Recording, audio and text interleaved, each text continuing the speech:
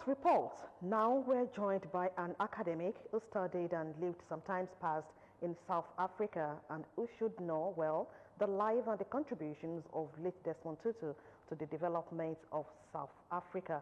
Welcome to Ogtv News, Dr. Jendele Ngbo. Thank you very much. And let me start like this. The news of the death of Desmond Tutu, how did it come to you?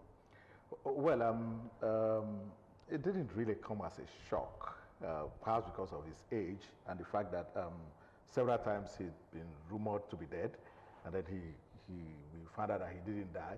But this time around, I was just watching the news. I was on the South African channel, and then I saw breaking news that he had died, and then after that there was a press conference talking about how he died, and talking about plans for people to give their condolences, and also on some road closures around his house because there was going to be heavy traffic movement and things like that. So, for a 90-year-old, it's not too much of a rude shock. But again, one was thinking that because he's a very important figure in South African history, he's contributed so much to the trajectory of the development of that country, one would expect that maybe he should live a little longer than that. But God is wiser than all of us, and so that happened. Yeah. You've once lived in South Africa, and based on what you have just said, what would you say is the most remarkable impact of this man on old and contemporary South Africa? Well, several things would make his life very remarkable. He's had a great impact on that country, on the development of the country. First and foremost, the fact that he was the first black man to ever become a bishop in the Anglican Communion in South Africa. That's quite remarkable. That's a great impact. And also to rise to the level of Archbishop when he became the Archbishop of Cape Town. He was serving in Johannesburg before he became the Archbishop of Cape Town.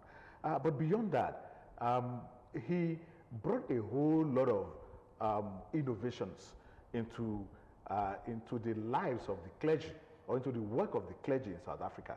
Here was a churchman who was advocating for universal suffrage in South Africa. He was a freedom fighter. He was a human rights activist. He was a humorist. He was so many things. And so the kind of liberation theology that Bishop Tutu preached kind of revolutionized Christianity. It revolutionized everything ecclesiastical about South African life. And so a lot of people looked up to him, and his involvement in the negotiation for the return of South Africa to democratic rule, so to say, from apartheid rule, is somewhat very impactful. But much more than that, the greater role that he played was perhaps in the post-apartheid negotiations. First, within the black race. Black on black violence was the order of the day, and then he had to be involved in a lot of negotiations between different groups that were fighting with each other on the basis of different kinds of ideologies as to how they should handle post-apartheid South Africa. On top of that was his headship of the Truth and Reconciliation Commission, that was the main platform upon which South Africans began to think about how they lived their lives after what had happened in the past.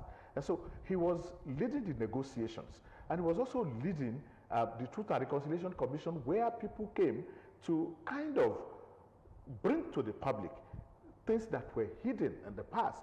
And that was a great, for him, for those who loved him and those who hated him, it was a platform for him to show who he really was.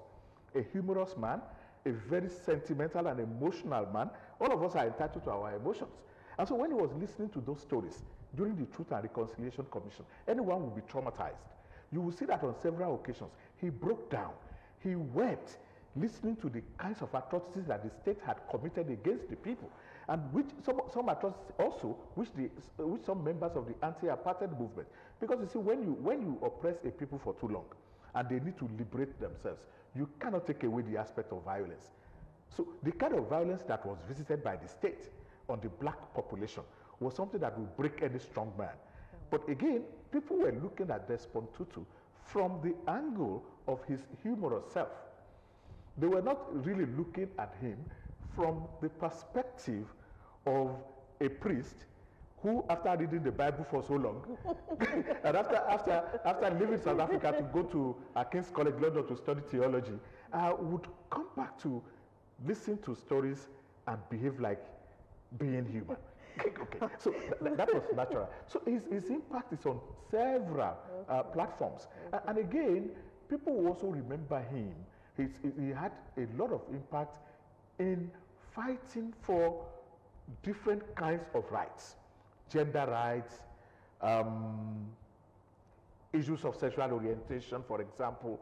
He was there. And he was taking positions that were very strange to people. I mean, because at the end of the day, he will tell you that, look, we are all human beings after all. And so we should be treated just as human beings, and not because you are female, you are gay, you are not gay, or you are this or you are not that. Yeah. So many words to describe Desmond Tutu. Apart from being a churchman, did he really come close to Thabo Mbeki or Nelson Mandela in the history of activism in South Africa? I mean, it would be like comparing apples and oranges. If you are talking about Desmond Tutu and you are talking about Thabo Mbeki, I mean, you would rather talk about Thabo Mbeki's father. Thabo Mbeki is not anywhere close to Desmond Tutu. Because Desmond Tutu was in the struggle with people like Oliver Tambo, with people like Nelson Mandela, Chris Hani, and all of them. So if you talk about Desmond Tutu, those are the kind of people you should be talking about, okay? But if you talk about Thabo Mbeki will just be at the feet of Desmond Tutu, learning the ropes of how to contribute to humanism, how to contribute to developing a country, whether economically or socially, or how to bring people together. He was an advocate of peace, for God's sake. And then, see, his own kind of peace was a piece of give and take. For him, he didn't believe that anybody should see himself or herself as a total winner or as a complete winner. So he served as a moderating force between the white and the black. And that's why Desmond Tutu was like somebody who was standing between the devil and the deep blue sea. Some people liked him. A sizable population of the white people would say, oh no, he was too radical. But the black people will also look at him and say, no, he was too conciliatory.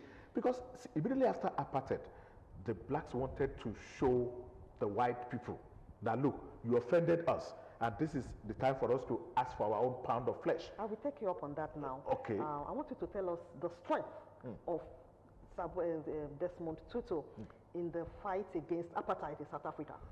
His strength, one, was his eloquence, number one. Number two was his sense of humor. Where you thought that people were going to break one another's heads, Desmond Tutu will come on with a humorous quote. And that would be a very powerful quote.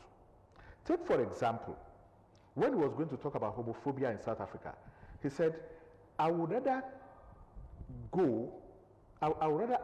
prefer to go to a peaceful hell than go to a homophobic heaven.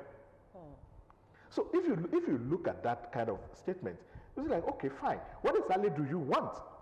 So whether you are for or against, he was already creating an avenue for you to air your views and to see that you are included. He was a man of inclusivity. He wanted to see a South Africa that was peaceful and prosperous. Because see, usually when you come out of any conflict, usually there are still potentials for a regression into the state of anomy from which you are coming. And so that's when you need statesmen who will rise to the stage. Desmond Tutu was one of such people who rose to the stage to say, hey, come, guys, we must forgive one another. I mean, the blacks must forgive the whites must forget about things they did in the past, and they must see that there's a new order. And in that new order, everybody must come to the table. And in coming to the table, we must all think about how to build a peaceful country rather than want to continue in our sense of hate and animosities against one another. Does South Africa still have people like Desmond Tutu? It will be very difficult to find somebody exactly like Desmond Tutu, but they have a lot of people who are coming up, who one can say are becoming beacons of hope for a peaceful South Africa. And one example of that is the retired Chief Justice Mokoen, who's been a very cerebral character. You also have that lady, Thuli Madonsela, who was the head who was the public protector in South Africa, who has done tremendous work and who still carry such qualities that you find in him. You may not find a lot of those kind of qualities in their politicians, but a few of them too, like Musi Maimani, I see coming up young guys, and so you have a lot of hope that some other guys are still there who can carry on the torch. Our time is fast spent, but before I allow you to go, I want you to answer this question before you go. Yeah. What lessons are there to learn from the life and times of Desmond Tutu? Well, do whatever you believe in and pursue it with every vigor that you have. Desmond Tutu became a foremost world figure today, having won the Nobel, having won several other prizes. He has a foundation, the Tutu Foundation, that's going to carry on his good work after him. And that's a lesson to every African leader. I mean, whether you are a leader in the political sense or the religious sense or whatever sense, that what is important is what we are able to offer the people at the end of the day. Desmond Tutu was not running after property, he was not running after the wealth of this world, and so today we celebrate him as a very successful man, and that's one big lesson that all of us should learn in terms of contributing to whatever we find ourselves doing. Dr. Jendile, we want to thank you so much for coming. You've really enlightened us on some of those things we need to know. Thanks so much for coming. Thank you. We hope that next time when we call you, you will oblige. I'll try. Thanks so much. I've been talking with